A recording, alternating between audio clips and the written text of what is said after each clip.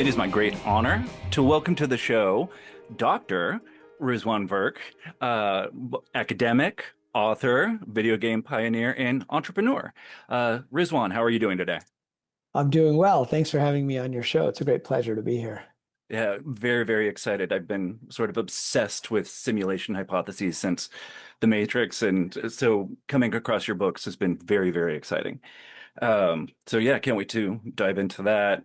But first, since this show is sponsored by HDS, CSWR, we want to start with the sort of religious context a bit. So what was your religious upbringing like? Did you have a relationship to a religion or religiosity in any way? And if you want to speculate on it, do you think your religious upbringing might have conditioned you in some way to think in terms of a simulation hypothesis? Well, it's an interesting question. And so, I was born in Pakistan, but grew up in the Midwest in Michigan, near Detroit mostly, was part of a Muslim family. So we had a connection to Islam. My parents weren't particularly religious. I wasn't particularly religious, although we did spend a year living in Saudi Arabia when my dad had a position there. He worked for the ministry there in Riyadh, which is the capital. And during that year, I learned a lot about Islam, actually, Mhm. because they taught in the schools. We were in British school, but they taught Islamic history. And then we took a drive across the desert to go to Mecca. Mhm. And so, I learned a bit more about the religion there than I did, I would say, while I was growing up in the Midwest. But uh, I would say perhaps it predisposed me to this idea. Although, like I said, I wasn't that religious. But when I got Mhm. to college, I started to investigate other religious ideas. And I think, like many seekers, we sometimes look away from where we've been brought up to look for something that's perhaps a little more spiritual and a little less about the outer forms of the religion. So I spent a lot of time in looking at yoga, meditation, Mhm. and then later Buddhism and Hinduism. And I would say that exploration probably predisposed me even more Yeah. to the idea of being in a simulation, because during that time I was an entrepreneur in Boston, actually in Cambridge, Mhm. for many years, and during those years, I would be living a double life. And, during the day, I would be doing my usual thing, dealing with venture capitalists, employees, enterprise, Fortune 5,000, Fortune 500 customers. And then in the evenings and on the weekends, I would be doing different types of consciousness exploration. Like I Mhm. went to the Monroe Institute, which is a Mhm. place where they try to use different brain signals to try to induce out-of-body experiences. I did forms of Buddhist meditation, energy meditation, and then later in shamanic dream work, Mhm. uh, not using psychedelics. So I Mhm. was sort of an explorer of consciousness in my spare time as a hobby, if you will. And that actually, led me down different paths. And interestingly enough, it was because of my exploration of some of the Eastern religions that I got interested in the overlap between the simulation hypothesis and spiritual traditions. But then later that brought me back to looking at the Islamic Sufi traditions in Mhm. particular. And nowadays I've done actually more research on how the Islamic scriptures, even the canonical scriptures like the Mhm. Quran, may have been telling us that we live in something like a computer simulation. So cool. So, yeah, I would, we can go down this path, but I'd be curious, have you uh, come across the work, not just of Ibn Arabi? Ibn Arabi is great, but Henri Yeah. Corbin and like the notion of the imaginal and yeah. Yes, I have. And lately I've been, spending a little more time looking into those ideas. And it's interesting because I had heard of some of these ideas of the imaginal Mm. realms and, something in between the physical world and the heavenly state. And particularly when I was doing shamanic journeying, we would use a Mhm. drum to get into an altered Mhm. state. And, there's different names for that. And so lately I've become attracted more to the work of Ibn Arabi, which for someone who isn't a scholar of religious studies can be quite dense. to Hmm. get into in general. But recently, I've been reading more about the Sufi traditions and finding there's a lot of alignment with Yeah, my work. Yeah. Ibn Arabi is very heady stuff, but so fruitful. And it would be interesting. I look forward to seeing what you write as you engage with it more deeply.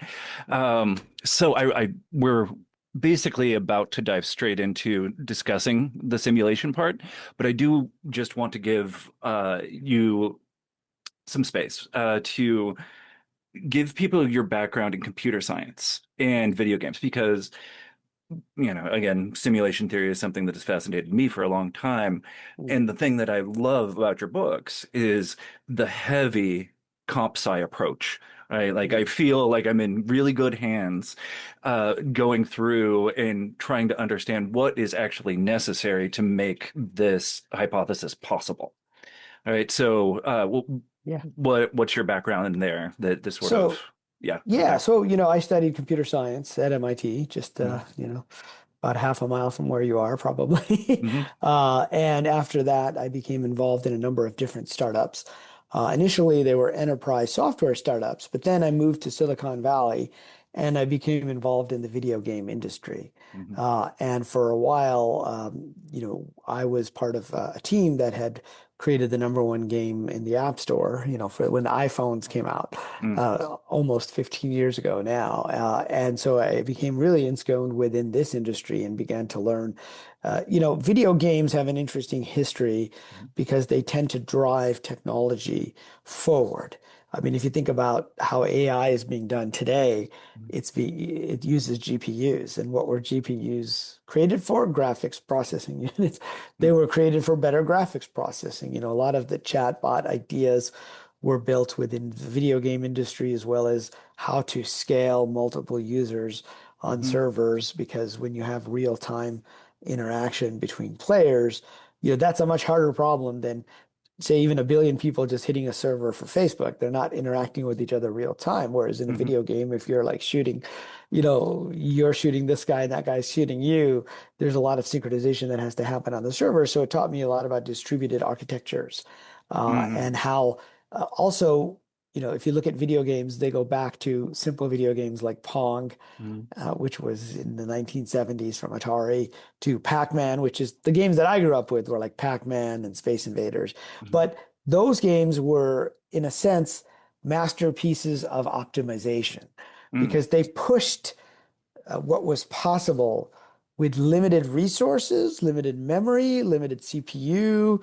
and almost no disk space originally, and very limited bandwidth. Even when we got into online games, the first MMORPG was a game, well, maybe not, I don't know if it's the first, but it's one of the first that people know about. It's called Habitat, which was actually created by the guys at Lucasfilm. So George Lucas's, company he set up after Star Wars. And it was used a Commodore 64 and dial-up line. So, you had the modems and that sound that used to come with the modems. Mm-hmm. And so people would be in the same room with their avatars. It was very 2D, very blocky, nothing like, Mm-hmm. World of Warcraft or our current games and how three-dimensional they are. But back then you had to pass data on these modems, and these were like 2400 baud modems. So within the video game industry, you learn about the importance of optimization because if you think about it, there's no way that we could be having this conversation right now over Zoom. First of all, we're not really having a conversation, are we? I'm talking to my computer. You're talking to your computer. But Fair, the yeah. data is being transferred, not just the voice, but the video. And if it Mm-hmm. wasn't for video compression, there's no way we could send all of this data. If you ever seen a TIFF file, TIFF, which Mm-hmm. is like just we're used to JPEGs. That's like one frame. Think of that as one frame of 30 frames per second in a video. If you took a small JPEG, which might be 100K, and you put it uncompressed as a TIFF file, say just of this image of me, it would end up being like 100 megabytes, just that one image, which is, about 1,000 times more than the JPEG would be. And so without compression, without optimization, and without, techniques that people have come up with to basically do a lot with limited resources. The first graphic adventure game was called Mystery House on the Apple II back in like 1984, and they managed to put 74 line drawings on a floppy disk, and these were the old, Mm-hmm. and that was considered like superhuman task because nobody had been able to do that. But they compressed the images and they were able to fit them. So anyway, I guess this is a long-winded way of saying, my background in Mhm. computer science and in the video game industry has made me look at things a certain way. Yeah, And that's kind of what led me down this path of simulation theory. great. Yeah, yeah, yeah. So in just I must disclose coming across all the mentions of the King's Quest video games in your book was one of the happier moments I've had studying in a long time. Those games were so great. They The were. whole Yeah. Sierra, that Space Quest. Yeah, and Anyway. they're the ones who made Mystery House that I was just talking Oh, about. really? So Ken and Okay. Roberta Williams, she was the artist Yeah. and he was the programmer, and they got all those graphics to fit. And then they later went on to do much more graphical games as the hardware got better. And they did King's Quest. Yeah. So cool. Um, so excellent. Okay. So we now have this background, and it seems, given your response, it's a good time just to dive into the sort of nuts and bolts of what it would be like in a simulation. Um, so there's a lot of different ways of sort of taking bites at this. Um, but it seems like one way would just be to look at the different types of technologies that are going to be necessary or would be necessary. Yeah. So, first one, in, if I'm reading you right, seems the thing that we are most close to, which is what it would take to create a sort of visually responsive simulation, something that at least visually somebody could, have a headset on or something like that would be more or less indistinguishable, or at least very real, akin to the real world. So, what is the sort of technology that's necessary for us to get to that point? If we're not there Yeah. already. Yeah, and I think we're getting very close. I mean, Mm, so I always tell the story of how I, mm, really decided to go down this rabbit hole was when I was playing a virtual reality ping pong game, and this was back in 2016. So it's almost what, 9 years ago now, mhm, almost 10 years now. And I had just sold my last video game company, and I was visiting a company that was doing a VR table tennis game, and I put on the headset. And these headsets were bulky compared to today's headsets. I mean, mhm. they're still bulky today, but these were like, we used to call them a toaster on your face. And, we had wires coming from the ceiling, so they weren't even wireless. But it was within a room, what we call a room scale VR. And I started to play against this opponent that was, well, the graphics were not great. But what happened was that the physics engine was so good that it was so responsive that I really felt like I was putting my hand in the right spot, and I had to put it there with the right force in order to hit the ball. And it got so realistic that by the end of it, my body forgot for a moment or two that I wasn't really playing a real game of table tennis, of Mm, ping pong. And so much so I tried to put the paddle down on the table. I tried to lean against the table, but of course there was no table. The paddle fell to the floor. I almost mm, fell over. And then I started to think about this exact question that you're asking, mm, which is what are the technologies we would need to build something that was so immersive, like the Matrix, that we would forget that there was a part of us outside of the virtual reality, if you will. mhm, And so I think in terms of being able to generate videos that are super realistic, we're pretty much there. mhm, In terms of generating virtual reality in real time, the super realistic, we're not quite there yet, but we're getting there. Because even if you generate a video on, Google's VO3 or OpenAI Sora or Grok, it mhm, goes to the server and has to generate the video. Now, the hard thing about virtual reality is not just putting things on the headset. It's that you have to update it all the time, mhm, right? Because if you move your head this way, you have to update the scene, and if you move your head that way, you have to show that. So you have to show what's being observed, and so you have to very quickly render the pixels mhm. that need to be observed. And so, but now there's a new version of a flavor of simulation theory that came out recently because of this. It's called prompt theory. Have you heard of this? No, no, no. So prompt theory took off, I think, in May of this year or Mhm, sometime earlier this year when Google came out with their VO3 video generation engine. And mhm, it was the first video generation engine that could not just generate realistic looking videos, but with realistic looking actors who were speaking lines. mm, And you could not tell the difference that these were actually characters. And so people started to create videos using prompts such that the characters in the video, the actors would say things like, clearly this isn't prompt generated, or I wish my prompter would, give me a better life, or, clearly these are zeros and ones, or, a woman talking on stage saying, if you're on a date and the guy starts talking about prompt theory, you know that, he's not the one. Or we will ban prompt theory from our schools because, it's telling us that we're all prompts. And then finally you have mobs of people saying, we're not prompts, we're not prompts. And so I showed these videos at a conference this summer, Mm. and it was funny because people came up to me afterwards and said, were those AI generated? And I Hmm. had clearly stated, look, these are AI characters. These are Yeah. not real actors. But now I think we're getting used to it. That was when those were relatively new.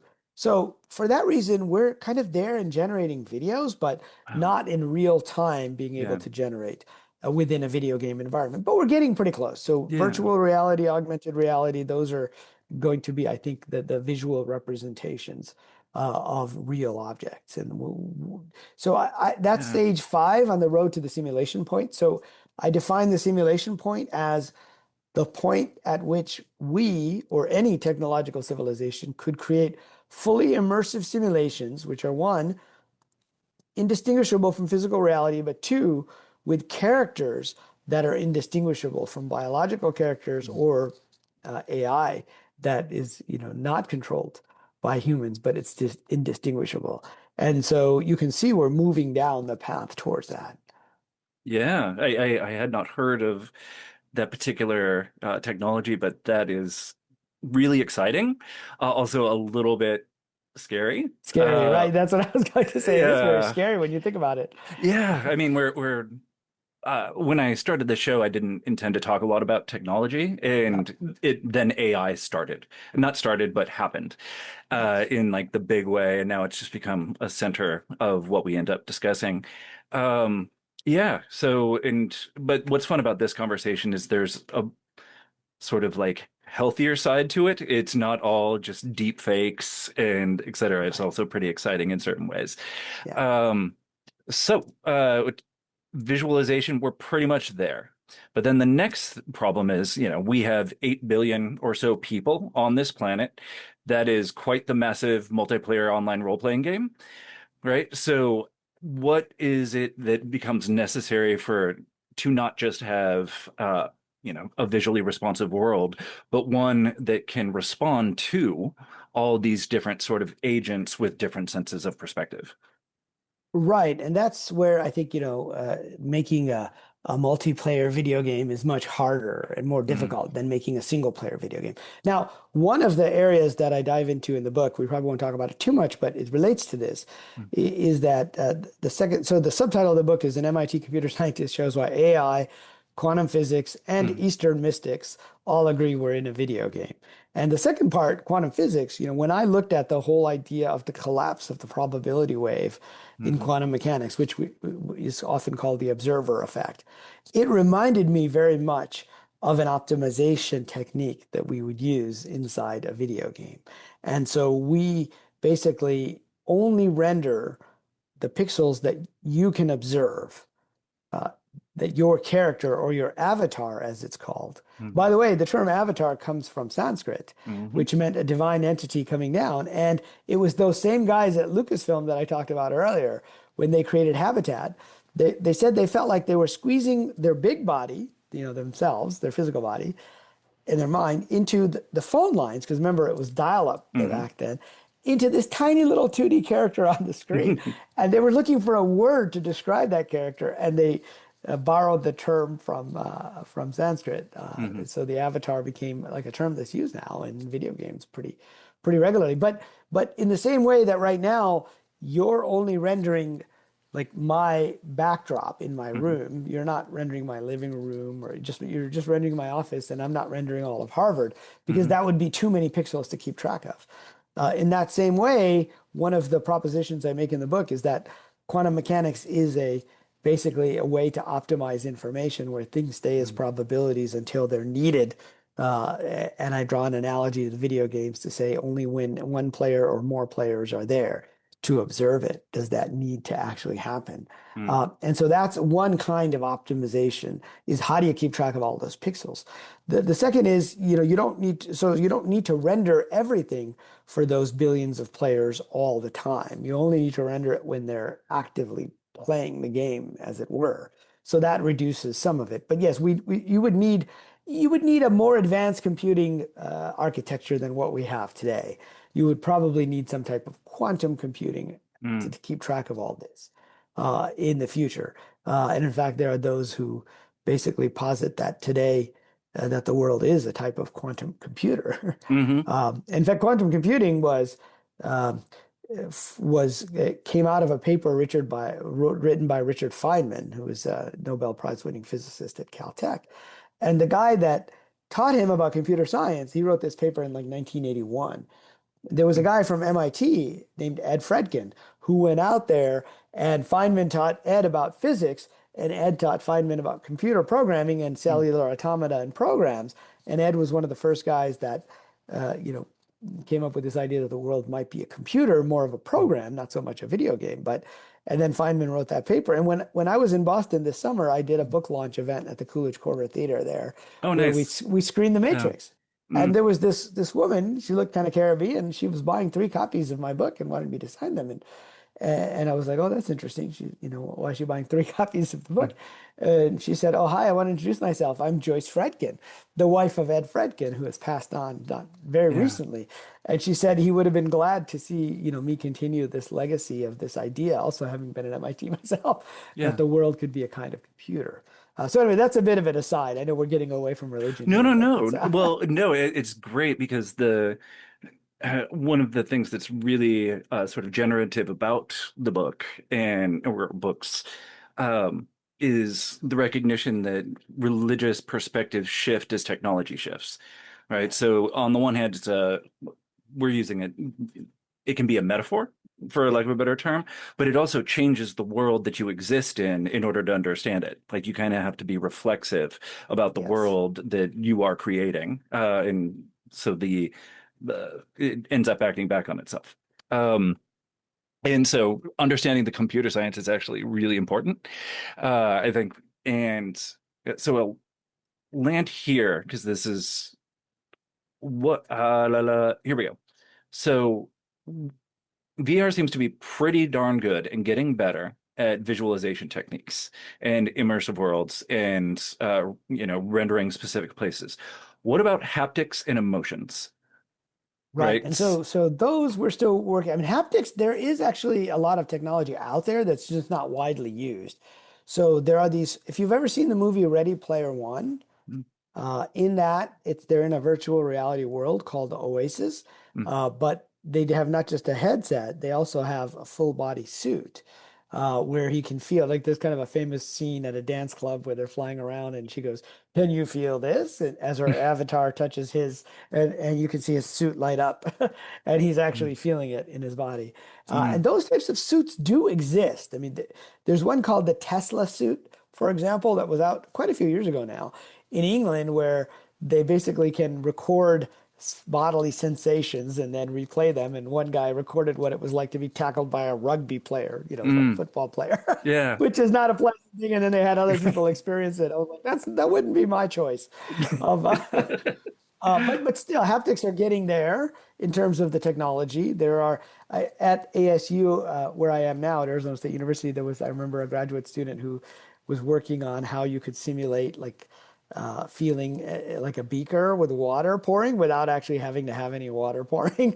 You could use a certain kind of, uh, I don't know how you describe it, kind of a granular thing, kind of like if you've ever saw the Superman movie Man of Steel. It's like all these little individual pins and they pop up and they form like a curved structure. Anyway, Mm, it was a whole different kind of haptic interface from what I've seen before. And so that's coming. mm. The emotions obviously are the thing that we can't do yet. I mean, there was even, believe it or not, in the 90s, there was like a smellometer or something that you could hook up to your computer with games, and no one wanted it because in the No, that end sounds people did. horrible.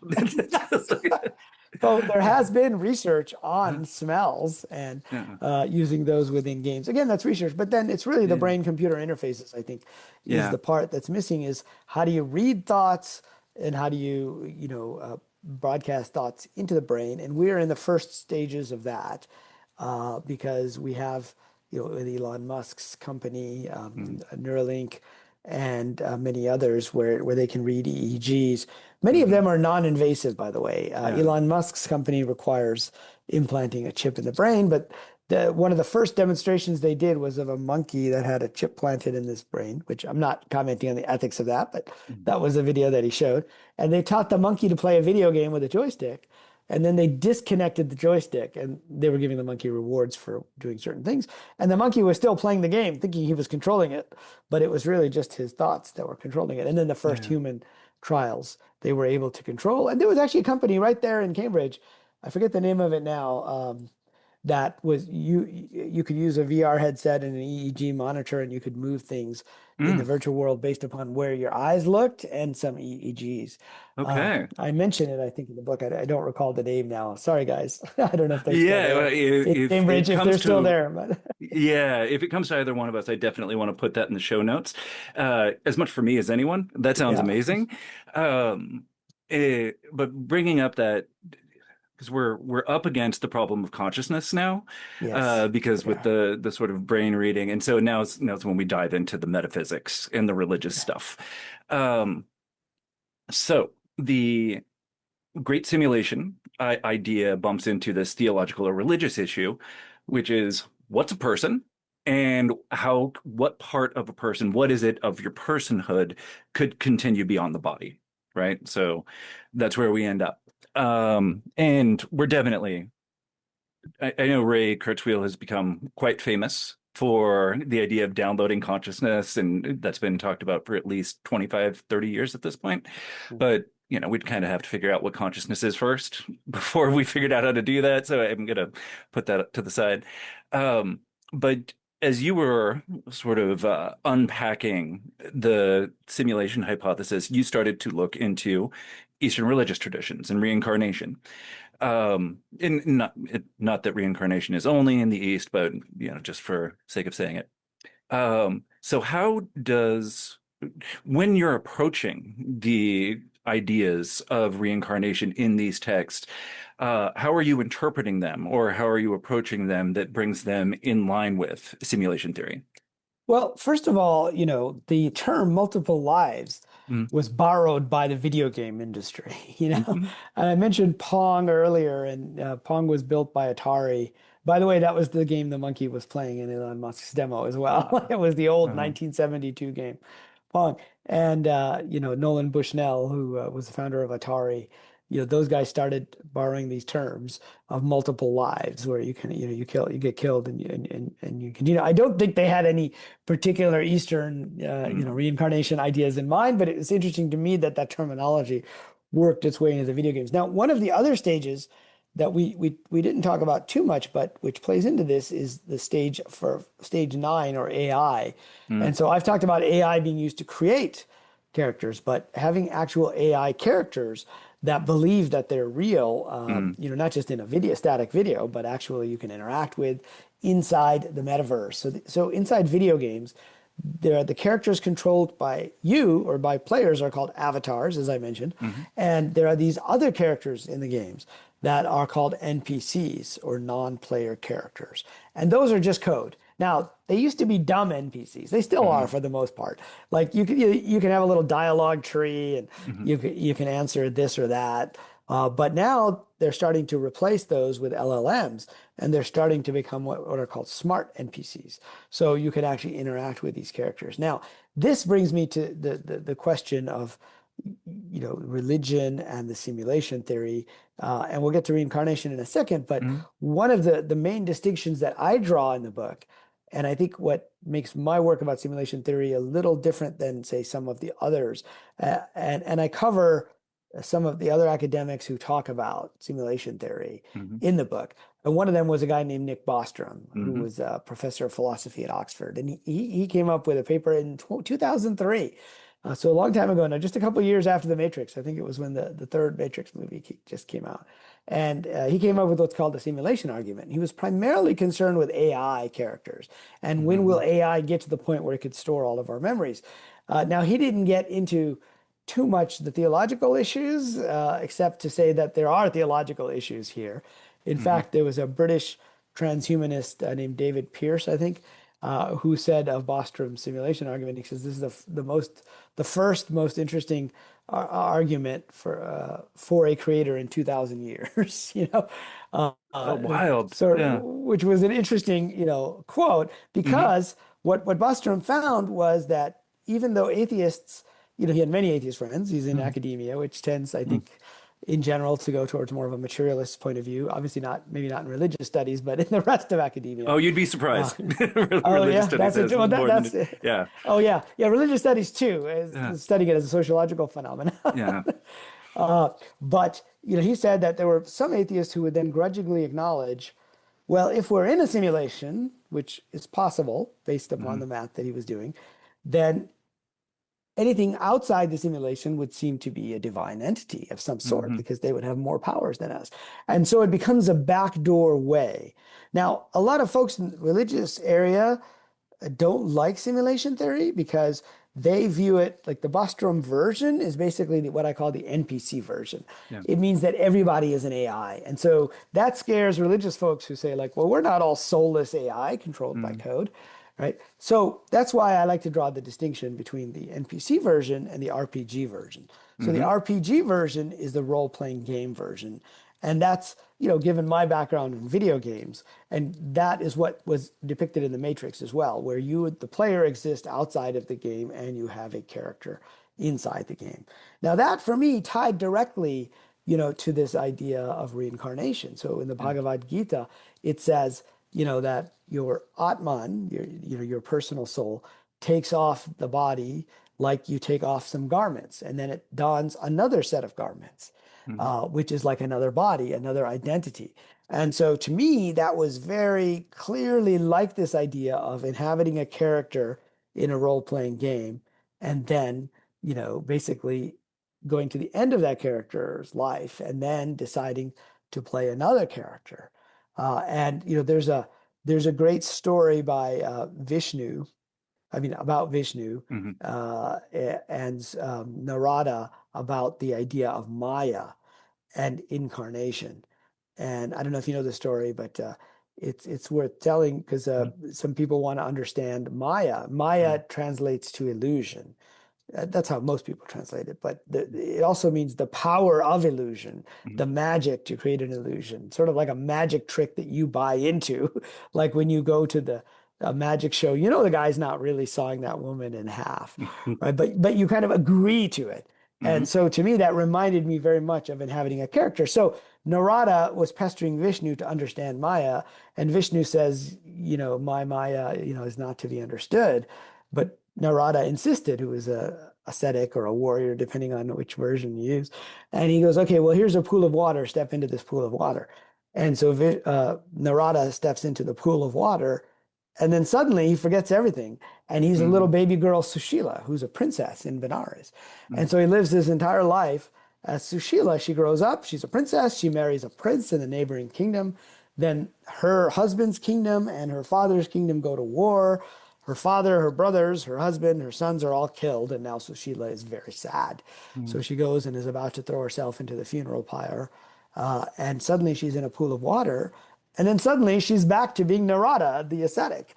And Vishnu says, "Step out of the water. Now you understand what Maya is. That's Hmm. Maya. It's you inhabited that character so much so that you forgot."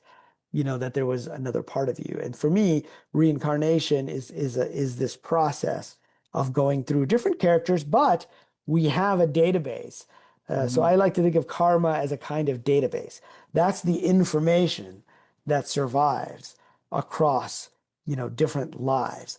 Now, in Buddhism and Hinduism, you have some differences, and as I'm sure maybe in the Western esoteric traditions about reincarnation, in Hinduism there is this idea of a immutable soul that is Hmm. going through these lives, whereas in Buddhism, some scholars would say it's just a bag of karma. that's going through these lives. It's just the database of information. So depending on how you could play it different ways, but Hmm. for me, the database is the record of the things that you have to do, and you're constantly adding to this database. Basically, every time you create karma, and the Buddha said, that which is subject to arising is subject to cessation. And he's basically saying, Hmm. stop creating karma. Basically, stop putting stuff in this database because as long as there's things in this database, again, I'm interpreting it from the Yeah, of course. simulation hypothesis point of Yeah. view, that you have to go back and you have to manage, you have to have another life with these different quests or multiplayer quests where you have unfinished business with people or you have experiences Hmm. that you need. So that's where I think reincarnation and karma tie very closely to this idea, as well as Maya illusion, tie very closely to this idea of a multiplayer Yeah. game. And you also have, because you have these multiplayer quests, you also have multiple people that you are playing again and again. And you Hmm. may be saying, okay, this time, I'm going to be Riz, and Hmm. this is going to be a woman that I meet, a young woman that I meet, and we're going to fall in love, etc. Like different types of quests or relationships that you do. In the same way, in a video game, we might say, okay, our characters are going to meet at 8 p.m. at this part of the World of Warcraft, and we're going to go on a raid together. This is sort Hmm. of video game terminology now. Yeah. And you have a friends list, and you can send. So in a video game, there's the rendered world, which is what can Hmm. be seen, but there's a whole lot of other information that can't be seen, like what's in your inventory, who's on your friends list, but also you can send private messages to your friends. They don't have to Mm. be in the same room with you, right? And you can coordinate things. And so who's to say that we're not already doing that? And if you Mm. come from that perspective of reincarnation and karma, you're basically, I think, reinterpreting it.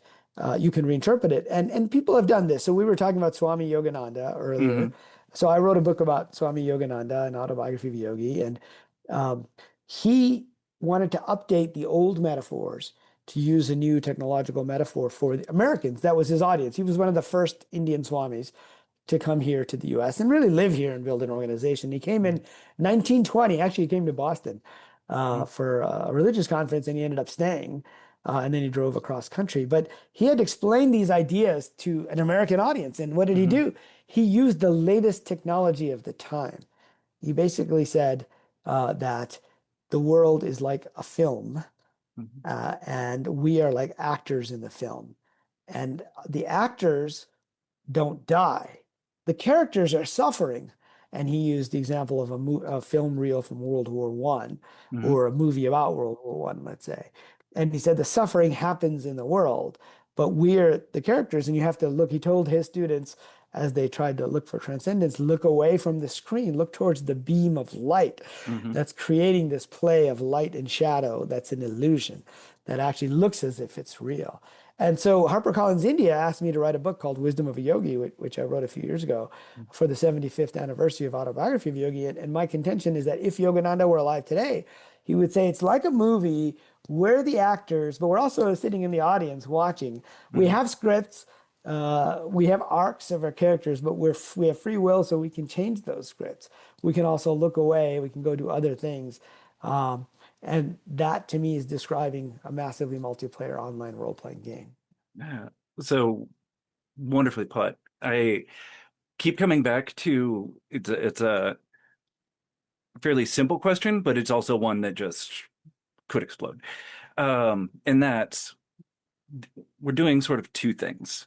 One is the video games, massive multiplayer online role-playing games offer a metaphor for that is an updated technological way of explaining certain theological and metaphysical tenets.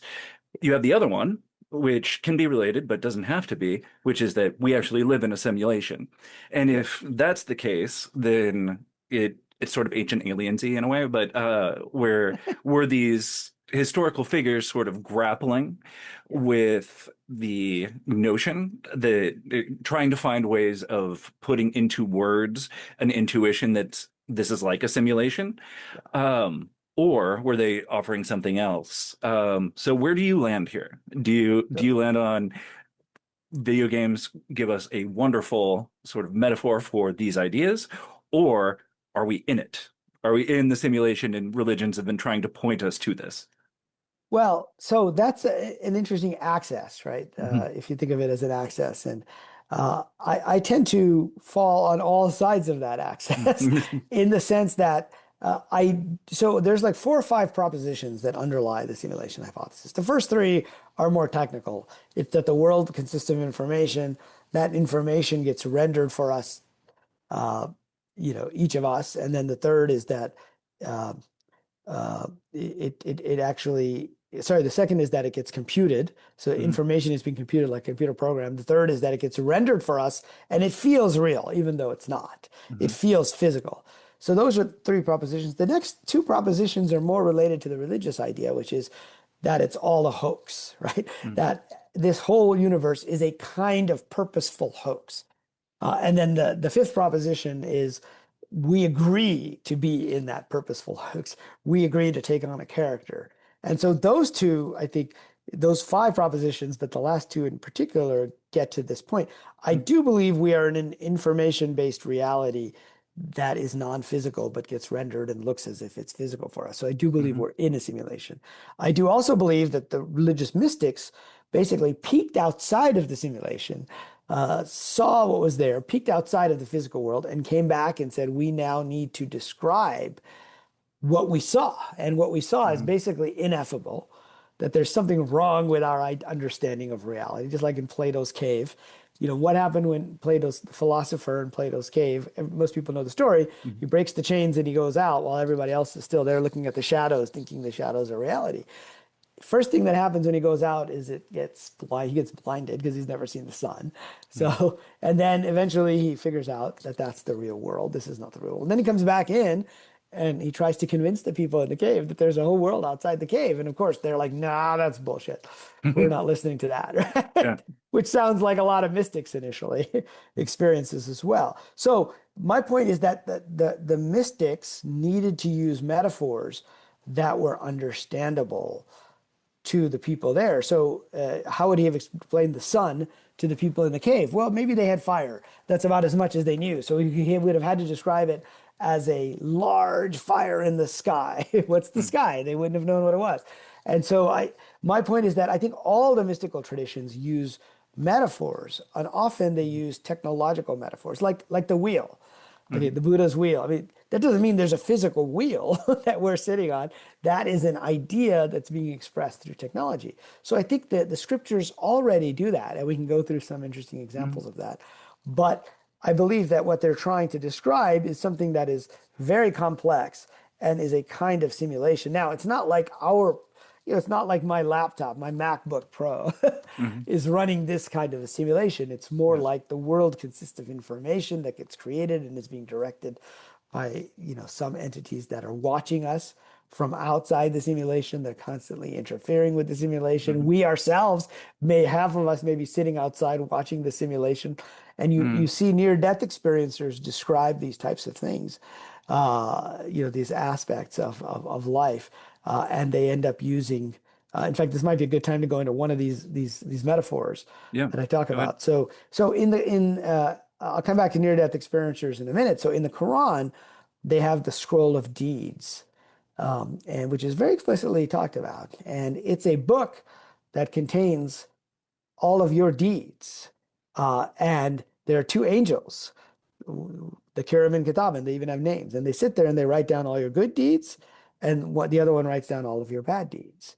Now, at the end of your life, or on the day of judgment, on the day of El Qiyamah, there's a verse in the Quran that says, your book will be open, read your book, and you yourself will be sufficient to be the Mhm. reckoner of your deeds.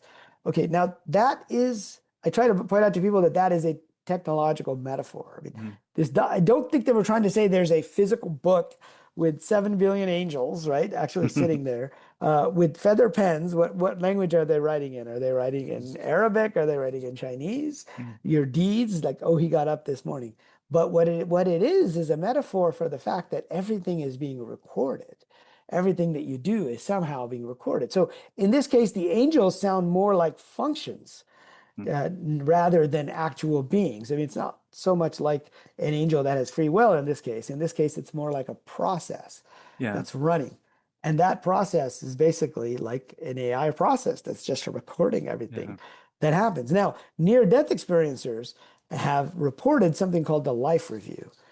And the life review is when they have to go back to every single moment in their lives and it gets replayed for them. But it gets replayed from the point of view of the other people in their lives. So they had to experience the emotions of the other people. And I first heard about this from a guy named Daniel Brinkley, who wrote a book Mm. called Saved by the Light back in the 90s. He was struck by lightning back in the 70s, right? Late 70s, I think. Mm. And he described it as a holographic panoramic life review, meaning it was like a virtual replay of Mm. everything, but he could, and he was in the military and he literally shot people. And so he had experienced what it was like to be shot. And then there's this Mm. idea of the ripple effect, which is, okay, not only did he have to experience what it was like to be, yeah, physically abused or to be shot by him, he had to see what that guy's family went through because that guy didn't go home. And so that's called the ripple effect. So he had to Mm. see the actions and how those actions spread out. And so I make the point that to Mm. me, as a computer scientist, I say, well, how could that work? Mm. If it's going to be replayed, it has to be recorded. Well, it turns out we can do this. In a video game, we record the entire 3D landscape and we can replay it. But the important thing is we can replay it from any XYZ coordinate.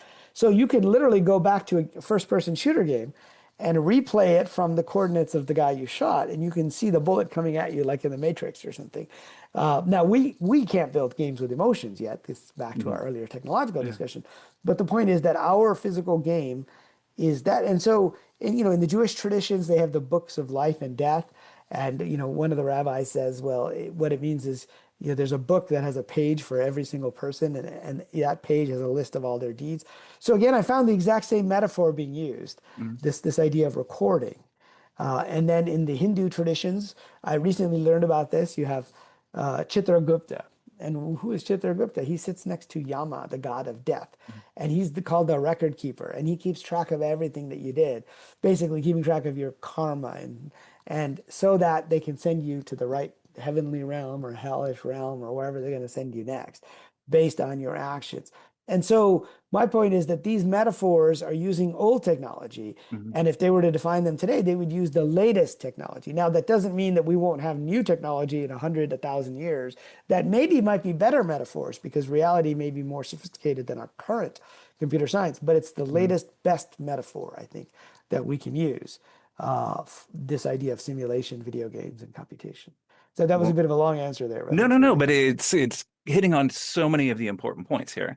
Um, Particularly, we're starting to get into this question of the other world, the world outside, right? So whether it's in near-death experiencers, um, or various other experiences that people can have that take them outside of it and are able to recognize, wait, this is a simulation, or use the metaphor of the simulation, come back, talk about it. Um, so I want to ask, I have two questions in my head about this. Um, but I'm going to ask the personal one first because you brought up earlier the your experiences, your training, right? So one of the things that I think is really cool about your biography is that you, before you got red pilled into the simulation theory in like 2016, 2017, like you were doing Robert Monroe Institute out of body experience type things in shamanic dreaming.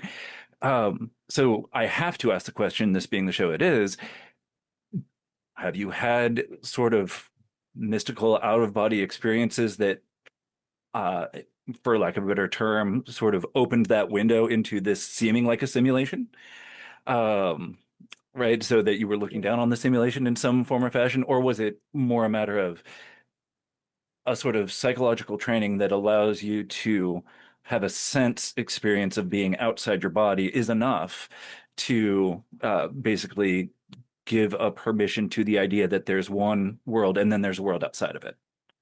It's a little bit of both in that I think that the training that I had in different traditions made me more open to this, to the idea that we're living in a simulation, that this is a fake world. But I also had experiences which convinced me that there's more going on than just what we see in the physical world. And for me, they often happened in two ways. One is through dream Hmm. experiences. Lucid dreaming, for example, was something that I was practicing for a while, as well as through synchronicity and things that would happen in the physical world, which would seem extremely meaningful to me.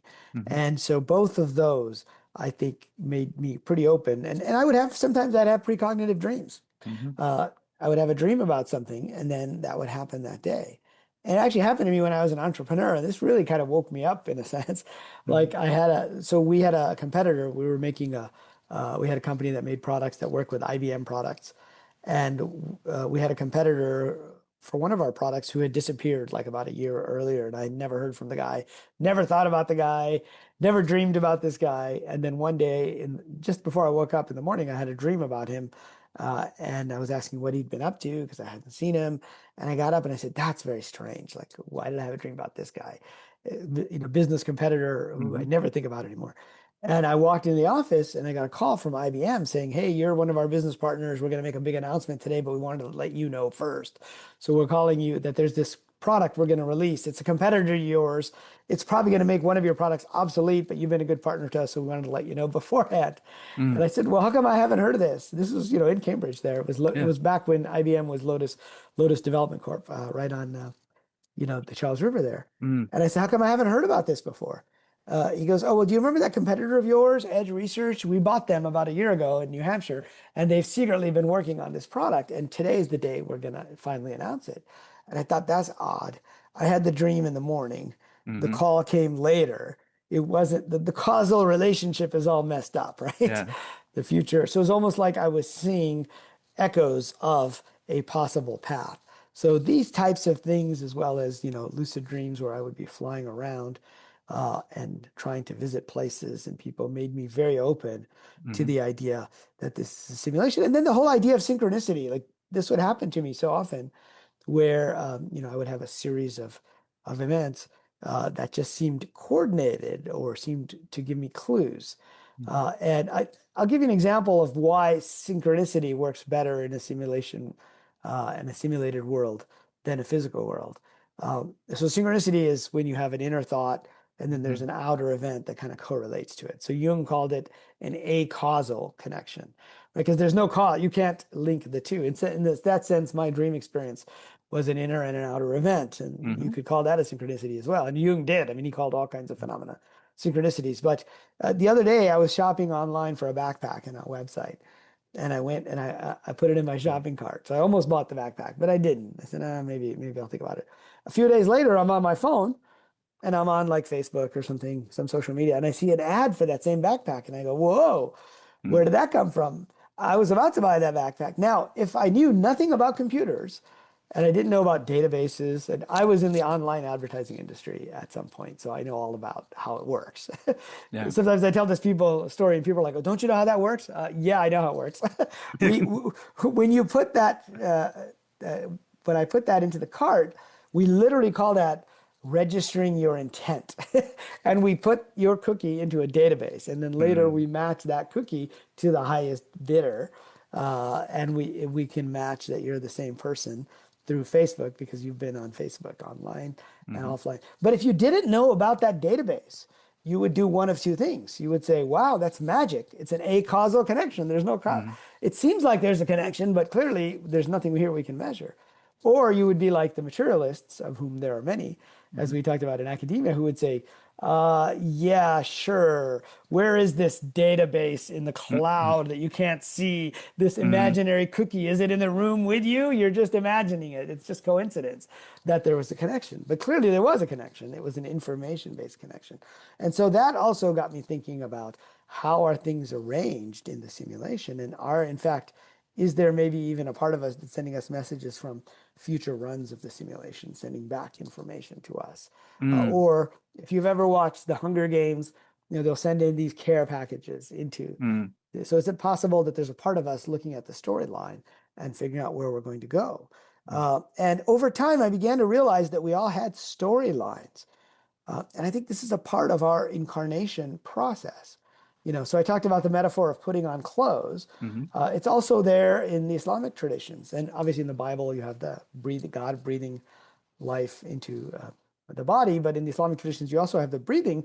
But Rumi said that the soul puts on the body like a set of clothes. It's like the exact same metaphor being used across religious traditions.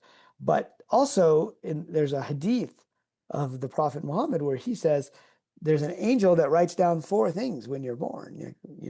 Something about when you're gonna, well, I don't forget the exact four things, but it's like when you're gonna die, what your profession is going to be, whether you're gonna have, a good life or a bad life. And there was one other one, I'm forgetting it at the moment, but it was interesting to me because that looked like a kind of life selection or a life preview that is described sometimes by near-death experiencers when they say they're seeing events from the future, or they meet a being who says, okay, do you remember what you were going to do in this life? What have you done? Have you Mm. done what you said you were going to do last time we talked about this before you kind of jumped in and went through the forgetfulness? Uh, and to me, that reminded me of a video game where you choose an arc and a character, like we choose in Dungeons and Dragons, are you going Hmm. to be an elf, a human, a warrior? You choose your race, then you choose your general profession. Are you going to be a warrior? Are you going to be a wizard? Are you going to be a thief? And then we choose a storyline, but you're still free to make decisions within those storylines. And I believe that is, that also sort of convinced me that we have storylines that we're here to execute on. We can always choose to not go after those storylines, but we also have Hmm. challenges. So all of these things kind of came together for me. Yeah. And the simulation hypothesis became a way to talk about these ideas. I can talk about it with, like Buddhist monks. I can talk about it with New Age, kind of spiritual people, UFO conspiracy people. I Mm. can talk about it with physicists. I can talk about it with computer scientists and technologists. So it becomes a way to bridge the gap between these worlds. Now, the reason I got Mm. more heavy into the Islamic traditions, what happened was after I had written the simulation hypothesis, the first edition I wrote in 2019, the second edition, which is the one you have right behind you there, Hmm. just came out this summer. And so it goes more heavy into the religious side. But I was asked to speak at an Islamic jurisprudence conference in the UK at the University of Birmingham. And I said, Islamic jurisprudence? What the hell do I know about Islamic jurisprudence? Mm. I mean, yeah, I grew up as a Muslim and I lived in Saudi Arabia for a year, but I don't really know about Islamic, laws. And they said, no, no, no, we want you to come and talk because your idea of simulation theory is a new way to think about some of these concepts. And Mm. sure enough, when I went there, they were talking about the same kinds of issues we talk about here in the US about abortion. Like when does Mm. the soul, or the ensoulment process, Mm. when does the soul enter the fetus? When is it ensouled? Is it at conception? Is it at birth? In the Islamic traditions, they also have like 40 days, 120 Mhm. days, and they were all debating that. And there was an Ayatollah there from Iran. And people don't know this, but Ayatollah is just like a cardinal, right? Mm. There's a number of them. I mean, there's obviously Ayatollah that's in charge of Iran. That's a political supreme leader, but originally Ayatollahs were just like the Shiite versions of cardinals. And there was professors from Tehran University and Cairo University and others. And it was pretty well taken, when I talked about, I said, well, here's a different metaphor. And I talked about forgetfulness Mhm. because the Greeks have the river of forgetfulness, Lethe, cross the river. The Chinese have the Mengpo, the goddess of forgetfulness, and you drink the tea of forgetfulness as you incarnate and when you Mhm. leave. And then in the Sufi traditions, there's the 70,000 veils between you and God or ultimate reality. And they're like light and darkness, and they make you forget. And the Sufi's task is to basically kind of, undo the veils, the spiritual veils between you and God. And so it's to remember, Mhm. basically. And I said, well, it's like you put on a virtual reality headset, or when Neo plugs himself into the Matrix and he forgets that there is something outside. So that's a new way to express this Mhm. spiritual concept of forgetfulness. Yeah. It's so interesting to hear the sort of appreciative feedback, getting it from a variety of sort of religious thinkers and technologists, etc. Um, and so I can already hear my colleagues in religious studies, and they're going to make me ask a question from the future. So the retrocausation. Um, how do we deal, because these are sort of base, similar metaphors in a sense. How do we deal with, or how does simulation deal with differences? And I want to put a sort of focus on it with the near death or basically afterlife, right? So Raymond Moody's Life After Life, it ends up creating this sort of NDE structure. Um, but and it's really, really interesting, and it's definitely been highly influential in America. But if you go back in historical records, it looks much different, right? There's much more hell in a lot of Abrahamic traditions in the Middle Ages, just to name one thing. Yeah, of There, course. there's a variety of afterlife abodes. Who you meet is vastly different. I mean, the afterlife is about as myriad as humans are, right? So, and if we're dealing with this as a sort of way of understanding your consciousness is in the illusion and then it steps outside of it, how is it that we can approach from simulation theory the differences in that outside part? Well, so the way that I approach it is to say that, if 50 people or 100 people go to China and they give you different descriptions of China, uh, there's a good chance that there is a place called China, Mm, right? Now, the materialists would say, no, no, it doesn't matter. 1,000 people go to China, there's no place called China because we haven't seen it, we can't prove it, therefore there's no such place. mm, But with near-death experiencers, you get fairly similar descriptions. And there have been studies actually in the Islamic world, for example, just a mm, few of near-death experiencers. And they're not that different, actually, it turns out, even though the terminology used is different. But going back to this idea of 50 or 100 people going to China, mm, the approach that I like to take is to say, okay, what is in common across these? That is more likely to be true. Doesn't mean the parts that they describe couldn't also be places in China or in the afterlife, right? There could be places of different types there. mm, Because I mean, I've talked to near-death experiencers, and most yeah, of them say there is no hell. That's mm, just something that's created as a way to motivate people to act a certain way. That your personal hell is your own life review, reviewing your actions, and you're like, damn, I shouldn't have done that. I didn't realize that was going to hurt my mother so much when I said that, or my father, or whatever the case is. Uh, there are other people who do describe some types of hellish realms, mm, but I think that the afterlife is also, uh, I don't take a strong position as to what's outside of the simulation. mm, People often ask me what's outside the simulation. You can go the Bostrom route, which is kind of an academic route, say it's future humans. mm, So we're not even really talking about an afterlife. We're just talking about a world like ours, but 1,000 years more advanced than mm, us. Aliens, or you can take the more spiritual view, which I think is what we're talking about here, is yeah. that there is an afterlife that is a non-physical dimension. And I often ask people, well, why do we play video games and why do we run simulations? Because they say, well, what's the purpose?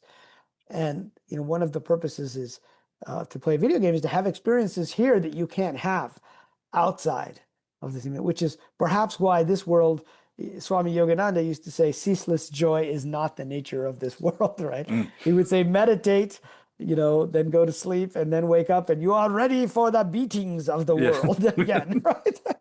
In his Bengali accent. Mm, So the other reason we run simulations is to see what will happen. You give people opportunities to do things, you change variables, you try different things to say, will you do it again? And so for me, it's not so much that I try to deal with the differences as much as I look for the commonalities mm, and say that's more likely to be a true description of China. But that doesn't mean, again, I'm using China as metaphorically here, of course. doesn't mean that there aren't mountains. Some people saw deserts when they went to China. Some people Mm, saw snow. Some people saw Shenzhen with Hong Kong with a nice tropical climate. And some people saw large pagoda-like structures. Other people saw peasant huts. Some people saw a strong force of the emperor. Some people didn't see any kind of lawlessness or any kind of thing. And so I leave it open that possibly what is being presented to us when we first step outside is also something that we can understand mm, um, to a certain extent. Even though I said earlier it's ineffable, it's very difficult but it's presented to us in ways that we can understand. And that's why, like a lot of near-death experiencers have like a scene of nature, like a field. Like even Alexander, for example, Eben Alexander Yeah. talks about this in his book, Proof of Heaven, I think. Daniel Brinkley talks about these cities of light. And it's possible that is one layer and that there's another layer beyond that. And some of that is in fact created for us based on our beliefs or what our soul or player needs. They could be more advanced levels too. There's the bardo within Hmm. the Buddhist traditions where you go in and you come out. There's also an interesting set of data provided by Dr. Michael Newton. I don't know if you're familiar with his work. He wrote a Mm. book called Journey of Souls, and he did these hypnotic regressions Mm. uh, to patients, and by mistake, instead of regressing them to just to childhood and not to past life, he wasn't really a believer in that stuff. He accidentally regressed them before birth, but after death. So it was the bardo, basically. It was the in-between state. And he gave a very vivid set of descriptions from different patients of his of the state and all the stages you go through: recovery, talk to Mm. your guides, you plan out your next life, you see in what looked almost like a technological screen. This is interesting to me because this is what I call the life preview, where Mm. you see the different paths that you might take. Um, and then you find your friends who you're going to play with in this game when you go in, and then you jump in. And it was just a really interesting set of data. Mm. It turns out there was another hypnotist in Toronto who did the same thing with a book called Life Between Life from the 80s. It's not very well known. It's a very difficult book to find, but it was a Mm. similar kind of thing.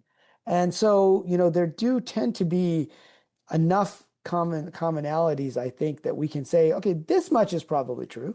The Mhm. rest of the stuff, maybe. It may be for certain people, it may be for certain players. It may also be that we're coming in from different parts of the afterlife, if you Yeah. will, right? Just like when I play, like I used to play this game called Second Life, which is Yeah. more of a virtual world. I mean, there would be people there from Denmark, from Japan, right? They're coming from different places. And even though we're in the world, they could be describing their external world and it could look different than what I'm describing. But, because one's in Japan and I'm in the US, but Mm. still, there's enough commonalities to know there is something there. So that's kind of how I deal with Yeah. it. I mean, it's not an easy, it's not a easy thing to wrap up in a bow, but that's how I Oh deal with no, it. absolutely. I mean, it's just so vast. The history of afterlife visions, etc., is so vast that it would be impossible to find a way to sort of constellate all of them.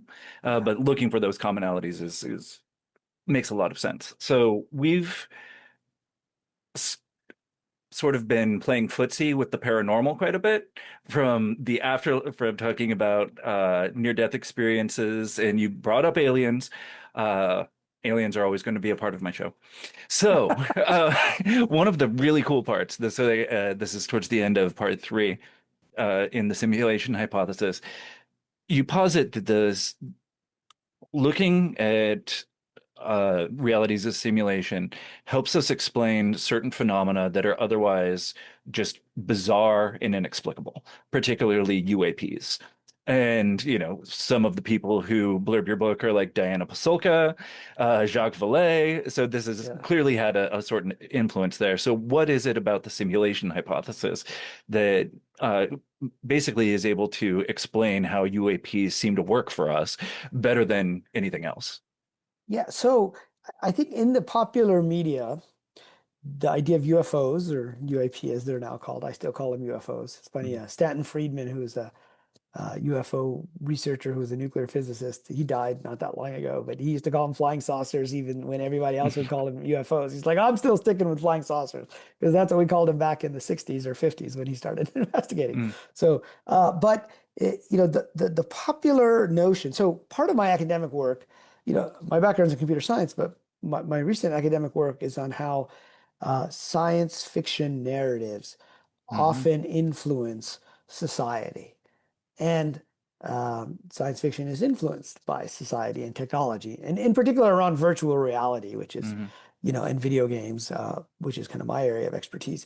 But if you look at Close Encounters of the Third Kind, in that movie, there's a lot of sort of real world narratives that got pulled in, the secrecy around the subject. Even the French scientist in the movie Mhm. was based on Jacques Vallée. And Mhm. Jacques said he finally met Steven Spielberg after production had started.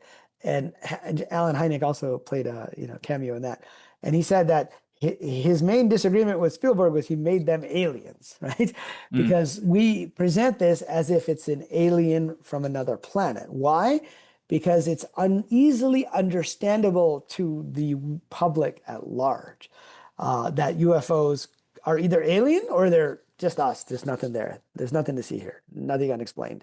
It's just, US government technology, planes, balloons, swamp gas, all that stuff. yeah. And so it's presented to us as if those are the only two options. But the more you look into the UFO subject, the more you realize those are not the only two options, that there's a lot of strangeness, paranormal phenomena that happens. Oftentimes, people will see UFOs materialize out of nowhere, and various theories have been presented, including the idea that they're a civilization that's been here under the ocean and under the earth. They've been here for a million years. That's why they're so much more advanced than us. But Mm, my favorite theory is that some of UFOs or UAP can be explained by being within a simulation because you can basically you can portal from one part of the simulation to another, mm, and you can basically render an object at any XYZ coordinate that you want to.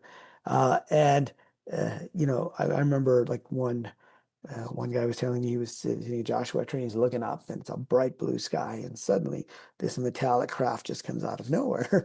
And to mm, me, that behavior almost resembles a rendering behavior. There are also instances where multiple people are standing next to each other and one sees the UFO and one doesn't, or one sees a certain shape and the person in the car with them sees a completely different shape. Now, mm, that's where you start to get into the high strangeness of this phenomenon. And that can be explained in simulation theory because the fact is we are all rendering the game on our own computers.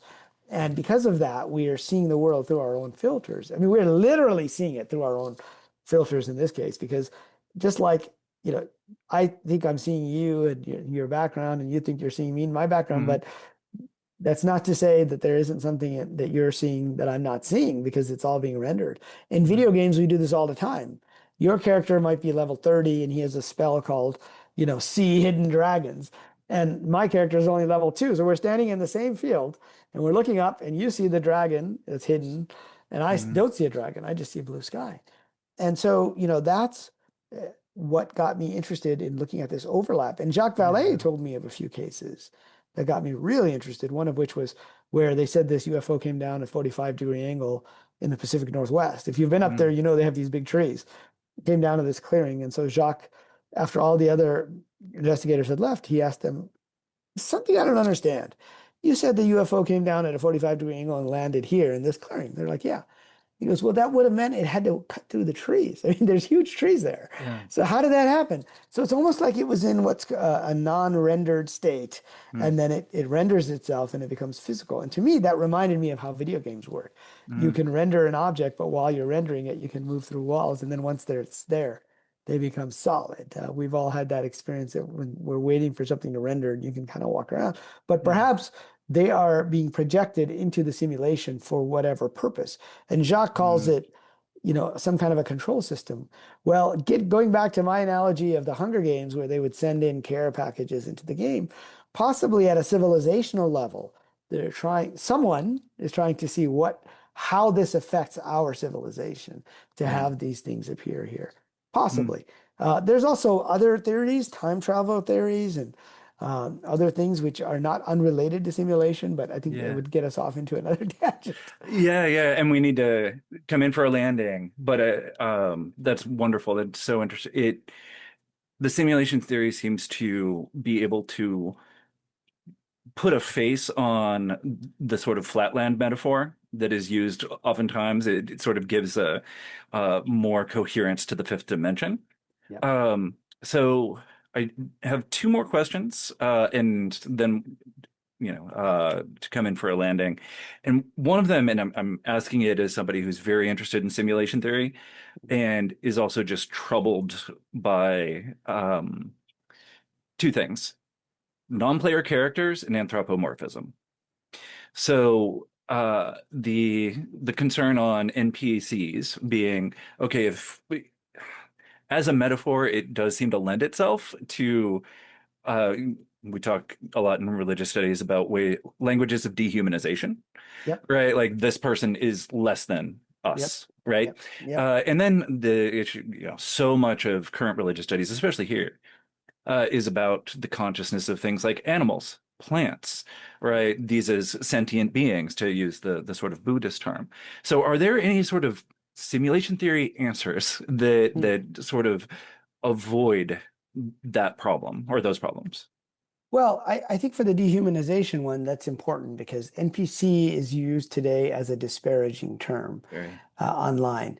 But it's typically used, though. This is actually kind of interesting when you think about it. It's used when people are just repeating things they've heard, whether it's on the Yeah. media or through their conditioning or their tribe or their religion or Mhm. their political party, which is today what happens a lot. Like it's like they're just repeating what they've heard ad nauseum. They're not thinking for themselves. And Mhm. so there is actually, I think, a kernel of interesting truth to the disparagement, but Mhm. it definitely leads to this idea. And so what I've come up with is this to say that really video games are an axis Mhm. between RPG and NPG. So, sorry, RPG and NPC. Simulation theory doesn't have to be all one or all the other. Now, for all NPCs, obviously, then everybody's the same. We're all Mhm. AI. We're all sold as AI, so it doesn't matter to a certain extent. Mhm. But in the RPG side, we have a soul, that's our player. I think I've come up with this new concept that I call NPC mode. Mhm. And I think that we all enter NPC mode, where if you think of AI today, AI is trained like an LLM, it's trained off of data. Mhm. And so when we are reacting off of our training in this life, we're entering NPC mode. And we are, in fact, just repeating what our neural nets in our brain Mhm. have repeated. But we are forgetting that we're a player. And so it's a level of forgetfulness. And I think, that way you're not dehumanizing anybody to say you're not a real person. Mhm. You're an NPC. Like one woman said to me, I think my husband is an NPC in my game. And I said, I don't think that's a good way that's not No. a healthy way to have a relationship. But what if you're both players and you're playing roles in each other's games? Mhm. Because that's a key part of how we go through life. We play different roles for different people. And sometimes, and this is, near-death experiencers in their life for you will say, I smiled at this guy or this woman and she was having a terrible day. All I did was smile at them. And I felt how that changed their emotion and picked them up for Mhm. the day. And went back home and weren't mean to their kids or anything. Or I said hello when nobody else was. That we play these roles, sometimes even unconsciously, positive and negative roles, or Yeah. challenging people. Like some people just set you off, right? Mhm. Like it's like that person is playing a role to try to get us to grapple with something possibly about ourselves. So I think that's a different way, Yeah. to think about it. And I think on the second question, I know we're running out of time, Yeah. but there's no reason you have to play only as a human. It could also be like using the Buddhist traditions and um, perhaps in the Hindu traditions as well, where sentience is there to a certain extent, and this is a training ground to actually, you Mhm. start off with a little bit of sentience. Maybe you start off as an insect, right? It doesn't seem to Mhm. have the same level of sentience as a dog or a horse or a human, right? And then you come back and you play. It's like the old story, the Buddhist story of the goat, about the priest and the goat. I don't It know was this it one. was at the beginning of Little Buddha. It Mm. goes, it was a priest who was about to kill a goat, and the goat was smiling, and he goes, "Why are you smiling?" To the Mm. goat, "I'm about to kill you."